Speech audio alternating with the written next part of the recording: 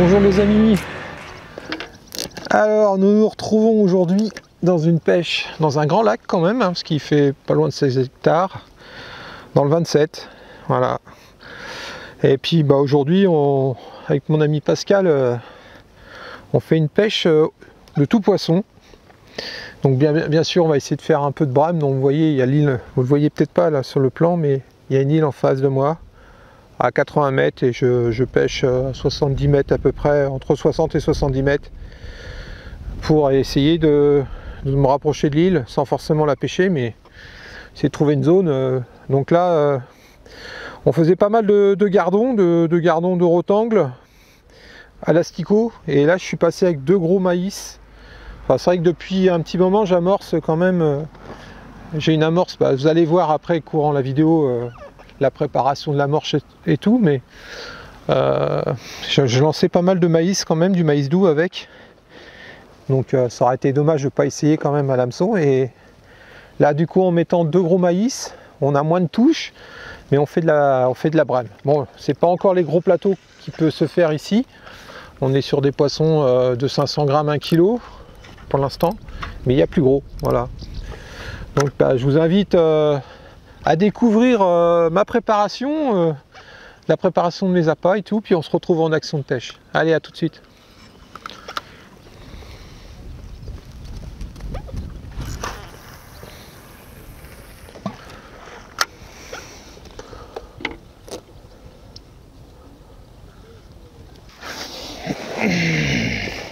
Hop. Alors concernant l'amorçage, ça va être pas compliqué. Donc aujourd'hui on va essayer de pêcher, c'est bizarre de dire ça, mais oui, la brame. Je vous expliquerai un peu plus tard l'endroit, le poste et tout. Donc ça va être une pêche aux méthodes feeder et à la cage. Donc là j'ai récupéré de l'amorce que j'avais dans mon congélateur. Donc dedans il y a un peu de tout, il y a du pelé, du maïs, de la spécie, enfin un peu de tout. Donc comme ça je vais commencer avec ça pour amorcer, pour commencer à faire le tapis.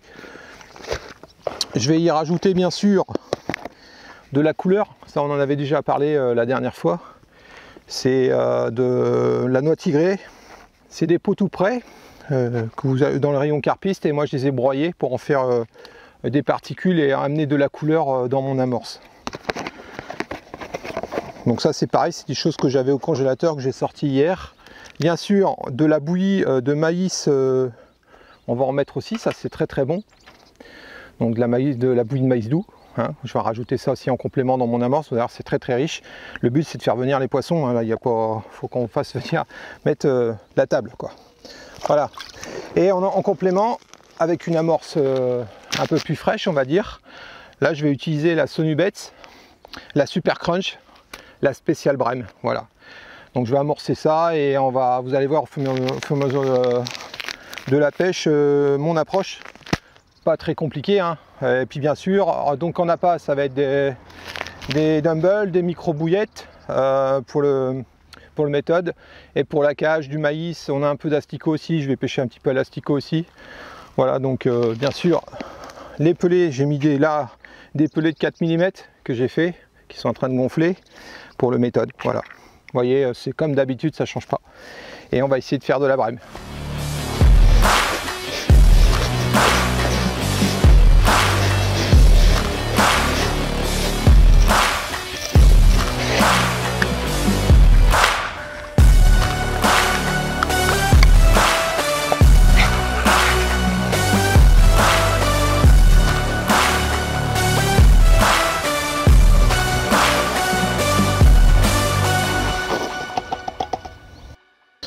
Alors, la cage. Donc on va passer à la phase d'amorçage avec la grande cage. Si vous n'avez pas vu, je vous invite à regarder la vidéo où j'explique un peu le montage. Donc c'est une grosse cage d'amorçage qui est faite justement pour ça, pour envoyer beaucoup de particules. Donc c'est parti. Bien entendu, c'est clippé, les distances sont faites.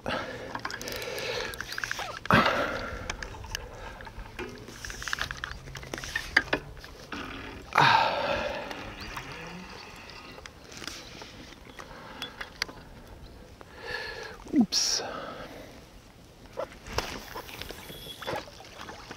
Ouais, on va recommencer. C'était pour la télé.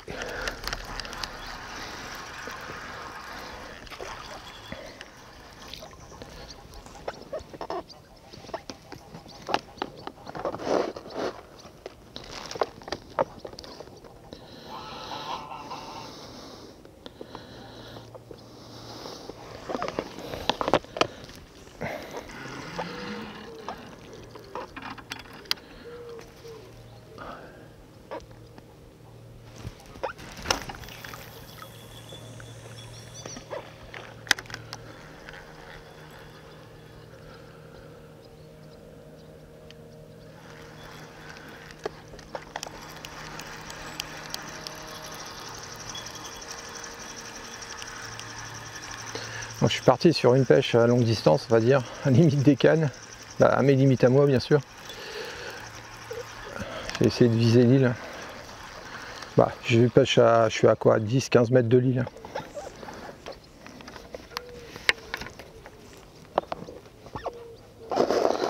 Donc l'avantage de ces cages d'amorçage, c'est qu'on peut y envoyer des pelets. Vous faites un bouchon ensuite de farine à l'extrémité.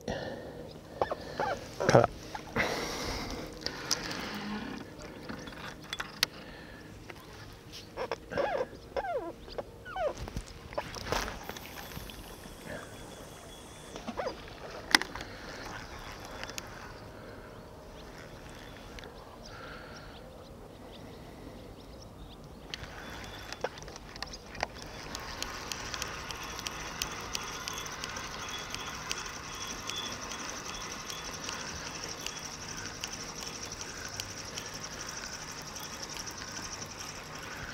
Je vais pêcher à 2 cannes, une canne à la cage et une canne au méthode feeder.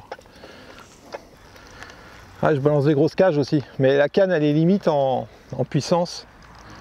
Ouais. En fait, il faudrait presque une canne de. Tu sais, une canne à carpe, j'aurais dû en prendre une. T'as une canne à carpe? Pour amorcer, ça serait mieux, hein, je pense.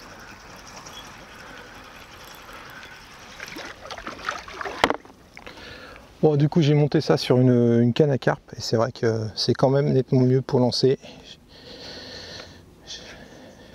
Je force moins sur le nerf de la canne. Et on va amorcer debout, mieux d'être assis. On va en profiter de toute façon. Voilà. Ouais, je balance un peu mieux quand même, je suis un peu plus rassuré quoi. La distance c'est à peu près la même, mais je vois quand même que la canne, bon, je suis pas un grand lanceur non plus, donc voilà. Donc là je vais arroser quand même sur 10 mètres dans cette distance là, et puis après je serai plus précis ensuite avec les petites méthodes. Après je serai plus précis avec la cage qui me servira à pêcher. Là, c'est le but, c'est de faire venir les poissons. On est sur un lac assez grand, donc il faut qu'elles viennent.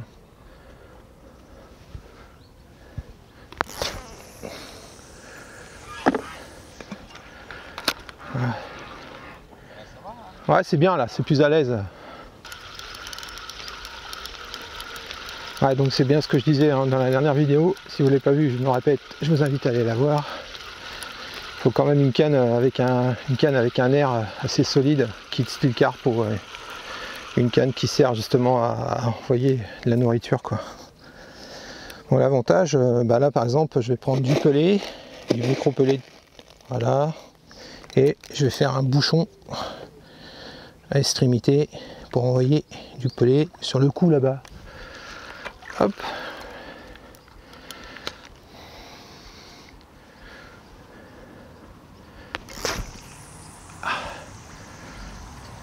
Voilà. Là je suis au clips. C'est parfait. Bon, je vais encore lancer 2-3 cages et puis on va commencer à penser à pêcher.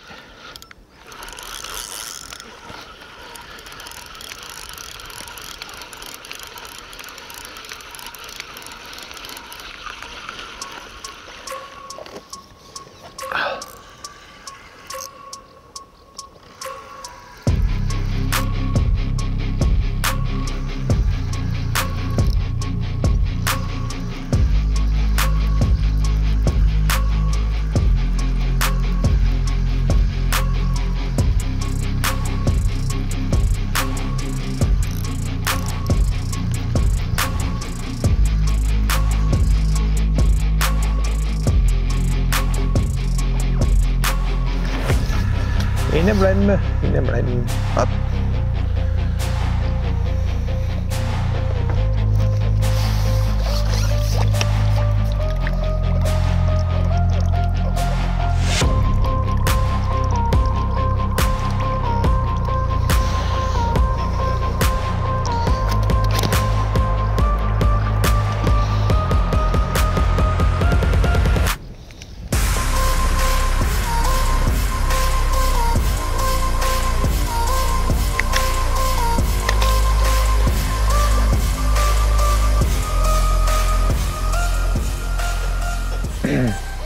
Donc j'ai commencé la pêche un peu comme d'habitude, c'est-à-dire une canne aux méthodes, une canne à la cage. Donc aux méthodes, j'ai réussi à faire avec de la farine du mix, le mix Brem, hein, ce qu'on a préparé ce matin. Je vous ai montré. Donc j'ai réussi à faire un rectangle. Mais après, c'est vrai que j'avais beaucoup de touches et forcément, je voyais pas quand le poisson était piqué parce que tellement petit, il n'arrivait pas à déposer une méthode. Et de l'autre côté, avec la canne Cédrom, le sion c'est un 3 oses et du coup, un peu gros quand même pour pêcher les petits poissons. Donc du coup, j'ai tout monté à la cage traditionnelle. Je vous montrerai les montages tout à l'heure. J'ai arrêté le méthode cette fois-ci et du coup, j'ai réussi à m'en sortir et à faire rentrer un petit peu de poisson quoi, en emmener dans la bourriche. Voilà en gros la stratégie. Et là le poisson, on a des touches hein, quand même. Bon c'est sûr qu'avec 2 grains de maïs, on attend un peu plus les touches, mais le but on essaye de sélectionner aussi le poisson qu'on recherche. Donc des poissons un peu plus gros quoi. Voilà, sur des distances comme ça et en pêchant ce poisson là, je suis sûr qu'à la tresse, on aurait des touches plus précises et tout, on verrait mieux les touches. Parce que bon on en a quand même avec le nylon sur des longueurs des 60-70 mètres. Bon, je suis pas encore habitué à pêcher à la tresse le blanc. Puis bon, c'est vrai qu'essentiellement, moi, la pêche, c'est surtout la carpe. Mais la question se pose quand même en tresse, là, sur des distances aussi importantes. En plus, on a un vent de travers au niveau précision pour voir les touches. Ça peut être intéressant. Ah, j'ai des claques dans le sion, là. Là, on a des touches assez fréquentes, assez régulières, donc quand c'est un moment où il n'y a plus de touches, j'avais plus rien, donc il faut pas hésiter à relancer. Hein. Le poisson là, il est sur le coup, il est enfin rentré.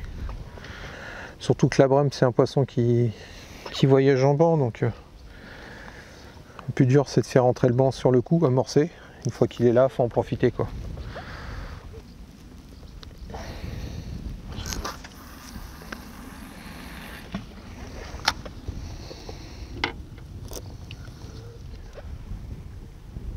Donc le montage, je vous montrerai, mais c'est assez simple, c'est inline, hein, c'est ce que je vous ai déjà montré. Hein.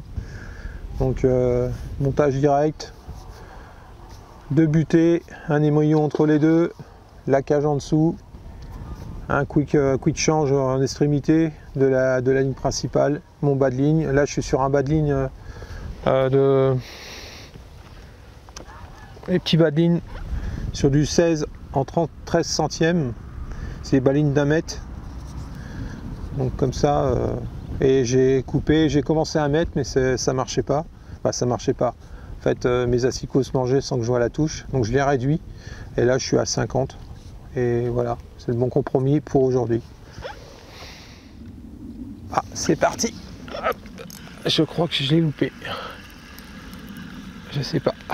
Non, j'ai loupé. Passage dans le fil, sûrement. Dommage. Un rapide point d'avancement sur cette petite session en lac, là, pour découverte de la pêche aux méthodes et à la cage sur ce domaine. Compliqué, hein, ça avait bien commencé, j'ai enchaîné des touches et tout et ça s'est arrêté là d'un seul coup. Vous n'avez pas vu grand chose, mais bon, pas simple, hein, c'est la pêche, hein, c'est le poisson aussi qui décide. Toujours la cache. Je suis en train de terminer, vous voyez, le mix de ce matin, vous avez vu en présentation. J'ai essayé aussi avec le moule en méthode, hein, mais non, il n'y a rien à faire à la cage. Toujours le bas de ligne de 50. Donc là, j'avais mis du maïs pour vraiment cibler le poisson, de maïs. Là, ça s'est calmé. Là, je remets un petit peu d'asticot, mais dur. Voilà. Mais bon, c'est comme ça, hein, c'est pas... Bon, c'était une journée découverte, hein, pour essayer, pour voir un peu. Changer un peu d'endroit aussi. La différence, c'est que dans des grands lacs comme ça, il faut aussi arriver à faire venir le poisson à l'endroit où vous pêchez. Bon, il y a une densité de petits poissons, de petits cardons, donc c'est vrai que ça nous fait pas mal de touches. C'est parce que donc il faut essayer de cibler les gros poissons, quoi. Bon, je vais remonter cette ligne, c'est peut-être quelque chose dessus. Hop, on va bien voir.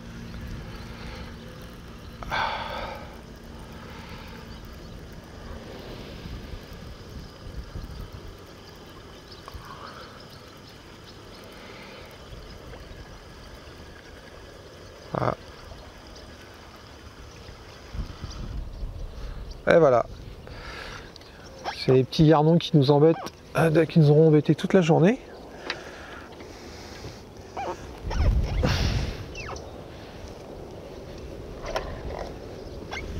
Dès qu'on remet des asticots, la rebelote. Hein. Alors vous refaites de la touche, mais voilà.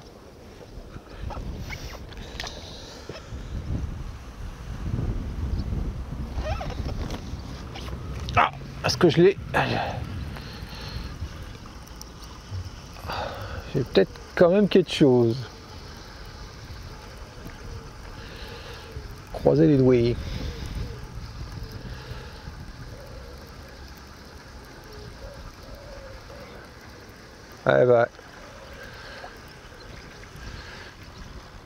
Descendu bien bas quand même. Hein.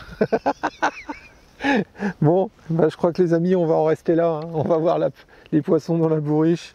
Puis on va conclure la vidéo. Hein. Parce que bon, j'aime bien pêcher le blanc, mais les petits gardons comme ça, c'est pas mon trip quand même. Voilà. Allez, nous.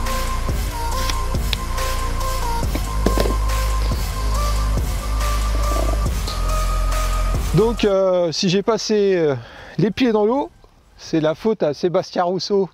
Alors s'il ne regarde pas sa vidéo, vous pourrez lui passer le message. En tout cas Sébastien, bravo pour tes 20 000 abonnés. Et là j'arrive dans le moment où l'eau est plus chaude que la température extérieure, donc c'est agréable. Bon, on va regarder les poissons. Je vais peut-être prendre... Là, ça devrait rentrer carrément dans la tête d'épuisette, je pense. Bon, ça aurait été une pêche un peu compliquée, mais bon, c'est une pêche découverte. Hein. Bon, j'aurais pensé arriver à faire rentrer quand même les brèmes. On a réussi un moment, mais les grosses sont pas venues et on les a pas gardées longtemps, quoi.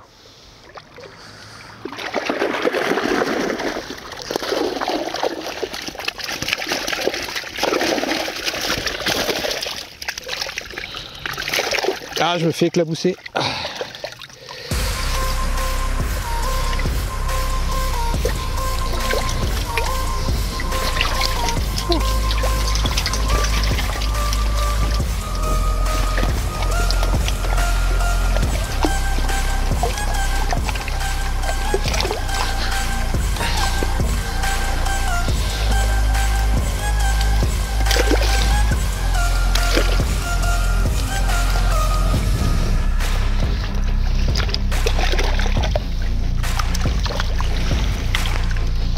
Donc des brèmes, encore une brème, des jolis petits rotans quand même. Voilà, c'est... Oh, il y a quoi là? Il y a 3 kilos peut-être, même pas. Il y a des jolis rotangles quand même. Bon ben, voilà, c'était le résumé de la petite bourriche qu'on a fait. Bon, je suis pas bredouille hein, au feeder, mais je m'attendais un peu mieux, mais ça sera mieux une autre prochaine fois. Allez, bisous.